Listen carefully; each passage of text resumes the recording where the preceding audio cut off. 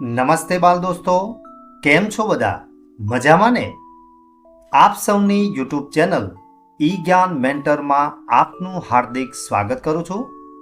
મિત્રો, આજે આપણે ધોરણ 3ના નવા પાઠ્યપુસ્તક આધારિત જેનું નામ છે ગણિત મેળો, એના પ્રકરણ 2 રમકડાની રમતનો આનંદ એના ભાગ 1ની આજે આપણે આ વિડીયોમાં ચર્ચા કરવાના છીએ. વિડીયો શરૂ કરતા પહેલાં જો તમે ચેનલ પર નવા હો તો ચેનલને સબસ્ક્રાઈબ કરજો અને બાજુમાં રહેલ બેલ આઇકનને પ્રેસ કરજો કે જેથી કરીને મારા નવા આવનારા વિડીયોનું નોટિફિકેશન આપના સુધી પહોંચતું રહે. તો જોઈએ મિત્રો આજનો વિડીયો. અહીંયા વિદ્યાર્થી મિત્રો પ્રકરણની શરૂઆતમાં આપણને અહીંયા કેટલીક માહિતી આપવામાં આવેલી છે. કેટલાક બાળકો જૂના ખોખા એટલે કે બોક્સીસ, પછી નળાકાર એટલે કે સિલિન્ડર, ડબ્બા અને કાગળ પર પ્રાણી અને પક્ષીઓના ચહેરા બનાવી રહ્યા છે. અહીંયા વિદ્યાર્થી મિત્રો કેટલાક જે વર્ગખંડના બાળકો છે એ ડબ્બા અને કાગળ પર પ્રાણી અને પક્ષીઓના ચહેરા બનાવી રહ્યા છે. તો અહીંયા જે પહેલા નંબરની જે દીકરી છે એ શું કહે છે? મારી બોટલ નળાકાર જુઓ. એટલે કે એ અહીંયા પોતાની જે બોટલ છે એ એના મિત્રોને બતાવે છે. મેં તેના પર ગલુડિયાનો ચહેરો બનાવ્યો છે અને તે મોટા કાન ધરાવે છે. એટલે કે એણે વિદ્યાર્થી મિત્રો એની જે બોટલ છે એની પર સરસ મજાના ગલુડિયાનું ચિત્ર બનાવેલું છે અને એ મોટા કાનવાળું પણ છે અને એણે નળાકાર જે છે એનો ઉપયોગ એણે કર્યો છે. ત્યાર પછી અહીંયા એનો બીજો જે મિત્ર છે એ કહે છે મેં લંબઘન એટલે કે ક્યુબોઇડ પર બિલાડીનો ચહેરો બનાવ્યો અને તેને લાંબી મૂછો છે. તો આ જે બીજા નંબરનો જે વિદ્યાર્થી છે એને લંબઘન ઉપર બિલાડીનો ચહેરો બનાવ્યો છે. તો અહીંયા આ જે વિદ્યાર્થી છે એને લંબઘન ઉપર એક સરસ મજાનો બિલાડીનો ચહેરો બનાવ્યો છે. વિદ્યાર્થી મિત્રો લંબઘનમાં સામસામેની જે બાજુઓ હોય એ સરખી હોય છે. અહીંયા ત્રીજા નંબરનો જે વિદ્યાર્થી છે એ કહે છે કે મેં ખોખા એટલે કે સમઘન પર ડુક્કરનો ચહેરો બનાવ્યો અને તેની આંખો ઝીણી છે. તો જો અહીંયા વિદ્યાર્થી મિત્રો સમઘન ઉપર એને ડુક્કરનો ચહેરો બનાવેલો છે. તો સમઘન એટલે કે જેની દરેક જે બાજુઓ છે એ બધાનું માપ કેવું હોય? એક સરખું હોય, એટલે એને સમઘન કહેવામાં આવે છે. અને આ જે છેલ્લી દીકરી છે એ પોતાનું જે કાર્ય છે એ બતાવે છે અને કહે છે કે મેં શંકુ એટલે કે કોન પર પક્ષીનો ચહેરો બનાવ્યો અને તેની અણીદાર ચાંચ જુઓ. તો જુઓ અહીંયા વિદ્યાર્થી મિત્રો અહીંયા સરસ મજાનો શંકુ એને બનાવ્યો છે અને એમાં એને પક્ષીની ચાંચ હોય એવો એને આકાર બનાવ્યો છે. તો અહીંયા વિદ્યાર્થી મિત્રો આ જે ચારે ચાર બાળકો છે એમણે અલગ અલગ પ્રકારના જે આકારો હોય છે એ અહીંયા એમને બનાવ્યા છે. હવે આપણે આગળની એક્ટિવિટી જોઈએ. અહીંયા સૂચના કંઈક આ પ્રમાણે છે, ચાલો આપણે કરીએ. તો નમૂના બનાવવા માટે જૂના ખોખા, સમઘન અને લંબઘન અને બોટલ એટલે કે નળાકારનો ઉપયોગ કરો. તેમના પર ચહેરાઓ દોરો. એટલે કે અહીંયા તમારે આ જે અલગ અલગ પ્રકારના જે નમૂના બનાવવાના છે એના માટે જે જૂના ખોખા હોય અથવા તો બોટલ હોય એનો તમારે ઉપયોગ કરવાનો છે અને એના ઉપર આપણે ચહેરા દોરવાના છે. તો તમે તેમના પર શું દોર્યું? તમને વિદ્યાર્થી મિત્રો અહીંયા પ્રશ્ન પૂછવામાં આવ્યો છે. તો અહીંયા જે વિદ્યાર્થીની છે એ અહીંયા આપણને બાજુમાં બતાવેલી છે. તો એ અલગ અલગ પ્રકારના ખોખા અને બોટલનો ઉપયોગ કરી અને કેવા આકારો બનાવે છે એ અહીંયા આપણને બતાવેલું છે. તો જયા પોતાની પાસેના આકારોથી રોકેટ બનાવી રહી છે. તો જયા શું કરી રહી છે બેટા? તો જયા જે છે એ આજે ખોખા અને બોટલનો ઉપયોગ કરી અને એક સરસ મજાનું રોકેટ બનાવે છે. તેણે કયા આકારોનો ઉપયોગ કર્યો છે? હવે આપણે એ જોવાનું છે કે અહીંયા આ જયા નામની જે છોકરી છે એને કયા પ્રકારના જે આકારો છે એનો ઉપયોગ કર્યો છે. હવે એ આકારોની આપણે સંખ્યા જણાવવાની છે. તો એણે કયા કયા આકારો એને બનાવ્યા છે એટલે કે એનો ઉપયોગ કર્યો છે એ અહીંયા આપણે લખવાનું છે. તો અહીંયા સૌથી પહેલાં આપેલું છે સમઘન. તો એને કેટલા સમઘનનો ઉપયોગ કર્યો છે? તો અહીંયા વિદ્યાર્થી મિત્રો અગાઉ આપણે જોયું એ પ્રમાણે જેની બધી જ જે બાજુઓ હોય એ એક સરખી હોય એને સમઘન કહેવામાં આવે છે. તો અહીંયા આ પહેલો સમઘન છે અને આ બીજો સમઘન છે. એટલે જયાએ 2 સમઘનનો ઉપયોગ કર્યો છે. ત્યાર પછી લંબઘન એટલે કે જેની લંબાઈ વધારે હોય અને પહોળાઈ ઓછી હોય. તો એવા 1, આ 2, આ 3 અને 4. તો આ 4 પ્રકારના એને લંબઘનનો ઉપયોગ કર્યો છે. જ્યારે શંકુની વાત કરીએ તો શંકુ અહીંયા એક જ છે જે સૌથી ઉપર ટોચ ઉપર એને મૂકેલો છે. અને છેલ્લે નળાકાર. તો આ જે વચ્ચેનો જે ભાગ છે નારંગી રંગનો એ નળાકાર છે એટલે એને એક જ નળાકારનો ઉપયોગ કર્યો છે. અહીંયા વિદ્યાર્થી મિત્રો ઉદાહરણ રૂપે તમને અહીંયા સમઘનનું એક ચિત્ર આપવામાં આવેલું છે. તો અહીંયા આ છે એ સપાટી છે, આ એની ધાર છે અને આ એનો ખૂણો છે. તો સમઘનમાં તમામ પ્રકારના જે ખૂણા છે એ પણ સરખા હોય અને એની બાજુઓ છે એ પણ એ સરખી હોય એટલે એને સમઘન કહેવામાં આવે છે. તો વિદ્યાર્થી મિત્રો તમારે પણ આ સમઘન, લંબઘન અને નળાકાર આ 3 આકારોનો ઉપયોગ કરી અને તમારે તમારી જાતે તમે શું બનાવો છો એ તમારે મને કોમેન્ટ બોક્સમાં જણાવવાનું છે. તો તમે બધા તમારા ઘરે આ આકારોનો ઉપયોગ કરી અને વસ્તુઓ બનાવી અને મને કોમેન્ટ કરશો ને? હવે આપણે આગળની એક્ટિવિટી જોઈએ. અહીંયા આપણને પહેલો પ્રશ્ન આપેલો છે કે લાલ લંબઘન અને પીળા લંબઘન વચ્ચેનો આકાર કયો છે? તો અહીંયા આ જે જયા નામની જે છોકરી છે એને જે રોકેટ બનાવ્યું છે તો એમાં લાલ જે લંબઘન છે આ અહીંયા આપણને લાલ લંબઘન આપેલો છે અને આ પીળો લંબઘન છે. તો એ બંનેની વચ્ચે કયો આકાર છે? તો સ્વાભાવિક છે કે આપણને ચિત્રમાં દેખાય છે એ પ્રમાણે કયો આકાર છે? નળાકાર છે. બીજો પ્રશ્ન છે નારંગી નળાકારની ટોચ પર કયો આકાર છે? તો આ જે નારંગી જે નળાકાર છે એ અહીંયા છે. હવે એની ટોચ ઉપર એટલે કે અહીંયા આ જે એનો ટોચનો ભાગ છે એ અહીંયા છે. તો એ ટોચ ઉપર કયો આકાર છે વિદ્યાર્થી મિત્રો? તો એ છે શંકુ આકાર. તો એનો અહીંયા આપણે જવાબ લખીશું શંકુ. ત્રીજો પ્રશ્ન છે ગુલાબી શંકુની નીચે એટલે કે આ ગુલાબી જે શંકુ છે એની નીચે કયો આકાર છે?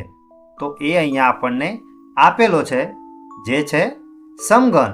તો એનો આપણે અહીંયા જવાબ લખીશું સમઘન.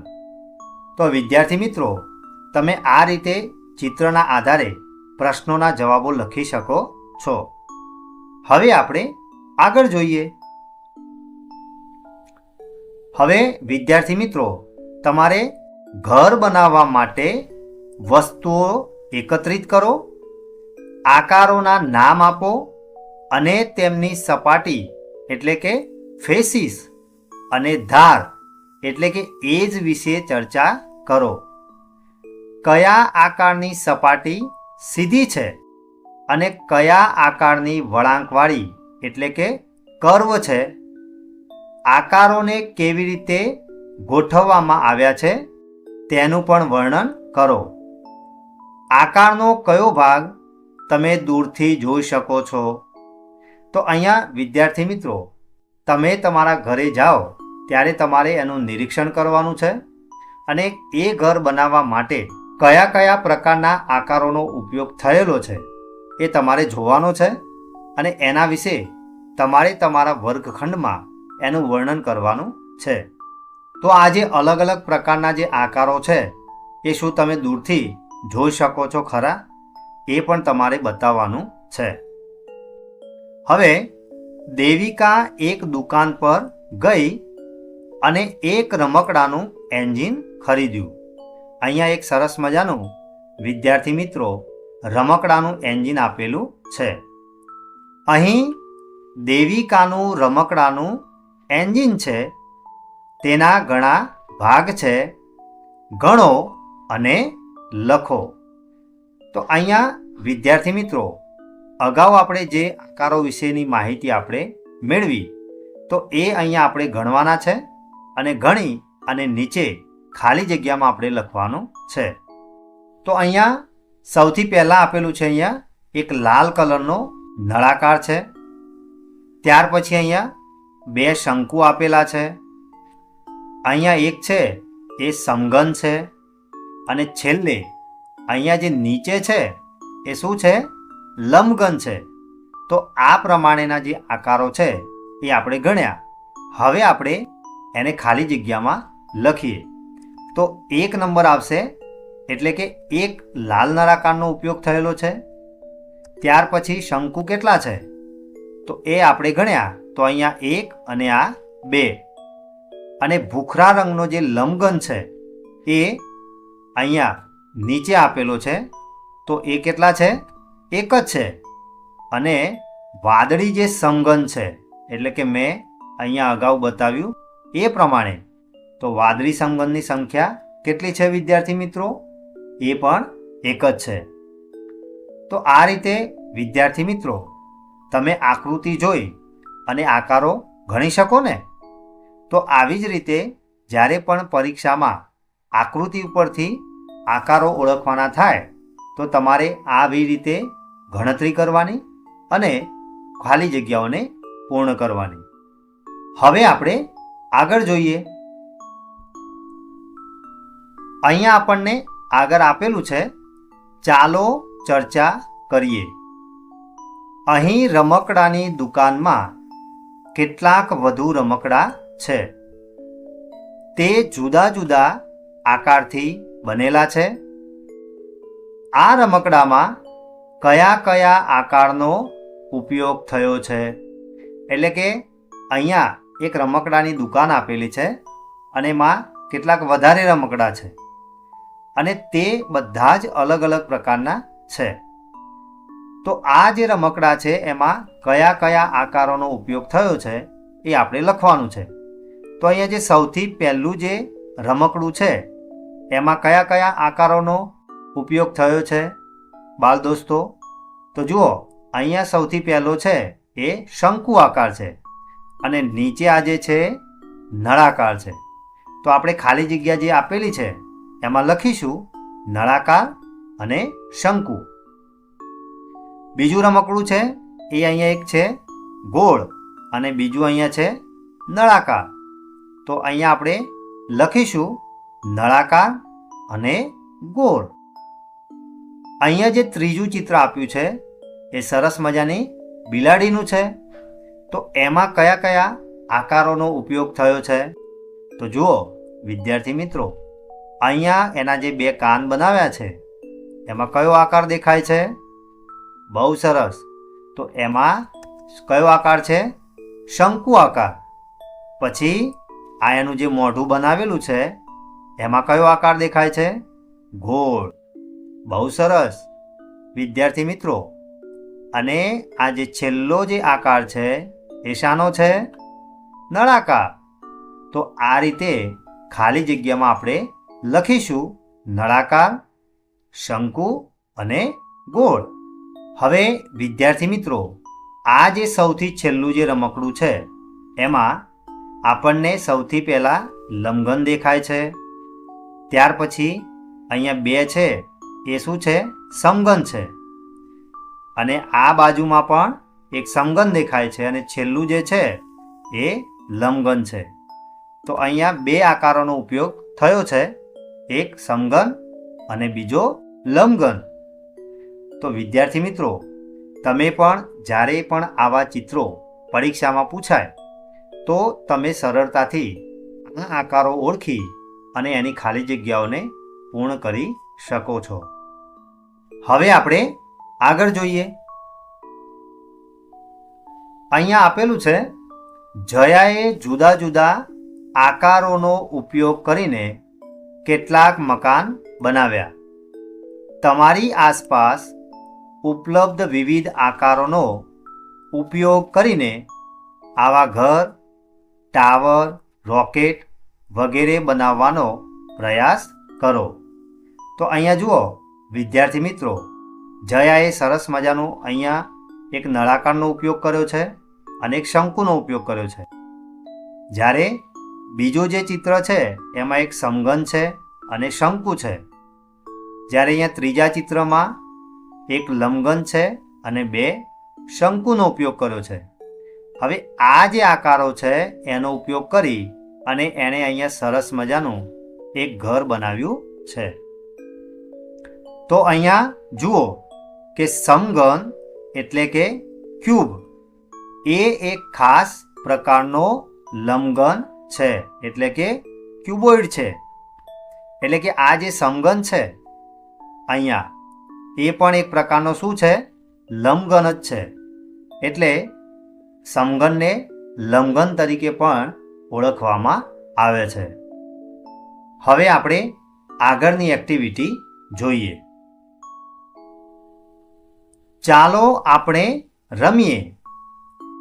ગોઠવો અને વર્ણન કરો. વિદ્યાર્થીઓને 4 કે 5ના જૂથમાં બેસવાનું કહો.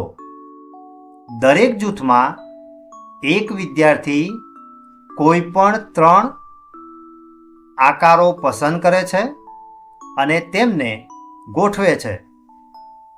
ત્યારબાદ વિદ્યાર્થી ગોઠવણીના ક્રમનું વર્ણન કરે છે. હવે અન્ય વિદ્યાર્થીઓએ જોયા વિના તે પ્રમાણે જ બનાવવું પડશે.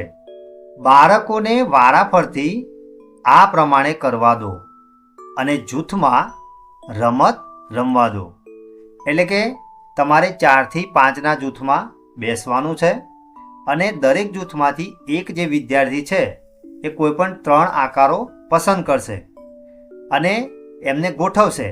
અને જ્યારે બીજા જે વિદ્યાર્થીઓ છે એ ગોઠવણીના ક્રમનું એને વર્ણન કરવાનું છે. બીજા જે વિદ્યાર્થીઓ છે એમને જોયા વગર તે જ પ્રમાણે બનાવવાનું રહેશે. તો બાળકોએ વારાફરતી આ પ્રમાણે કરવાનું છે અને જૂથમાં રમત રમવાની છે. એટલે કે અહીંયા જે આકારો આપેલા છે એ આકારોનો ઉપયોગ કરી અને તમારે જોયા વગર એ જ પ્રમાણે તમારે બનાવવાનું રહેશે. એટલે કે પહેલો જે વિદ્યાર્થીએ બનાવ્યું હોય એ તમારે ક્રમ યાદ રાખવાનો છે. આને પહેલાં લંબઘન લીધો છે, પછી અહીંયા 2 નંબરમાં નળાકાર છે અને 3 નંબરમાં શંકુ છે. એટલે તમારે ફરીવાર જ્યારે આ પ્રમાણેનો આકાર બનાવો ત્યારે જોવાનું નથી અને જોયા વગર જ તમારે આ પ્રમાણેનો આકાર બનાવવાનો છે. ઉદાહરણ તરીકે અહીંયા આપેલું છે કે લંબઘનની ઉપર નળાકાર છે અને નળાકારની ઉપર શંકુ છે. મેં અગાઉ કહ્યું એ પ્રમાણે અહીંયા એને ગોઠવણી કરેલી છે.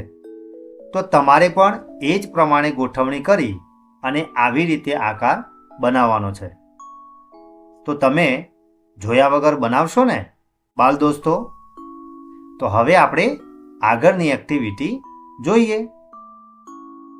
અહીંયા આપણને એક્ટિવિટીમાં સૂચના આપેલી છે, ચાલો આપણે કરીએ. 1 નંબરમાં લખેલું છે, શું તમે વર્ગખંડમાં આવા આકારો શોધી શકો છો? તેમના નામથી કોષ્ટક ભરો. તો હવે બાલ દોસ્તો, તમારે તમારા વર્ગખંડમાં આ પ્રમાણેના જે અહીંયા આકારો આપેલા છે એ આકારોને તમારે શોધવાના છે. આ આકારો તમને કઈ કઈ વસ્તુઓમાં જોવા મળે છે એનું અહીંયા તમારે કોષ્ટક ભરવાનું છે. તો એને આપણે વારાફરથી લખીએ. તો જુઓ, પહેલું છે નળાકાર. તો નળાકારમાં વર્ગખંડની અંદર તમે જોશો તો ટ્યુબલાઇટ હશે, પછી ચોક હશે, પૂઠાનો રોલ અને બોલપેન.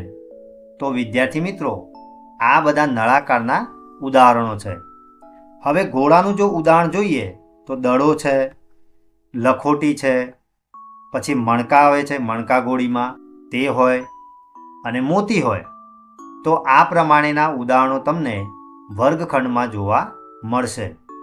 ત્યાર પછી સમઘનના ઉદાહરણ જોઈએ તો સમઘનનું બોક્સ હોય, આઈસ ક્યુબ હોય, પ્લાસ્ટિકનો ક્યુબ હોય કે પછી રમવાનો પાસો હોઈ શકે છે. લંબઘનમાં બ્લેકબોર્ડ છે, પછી ઈંટ જો કદાચ હોય તો એ પણ હોઈ શકે.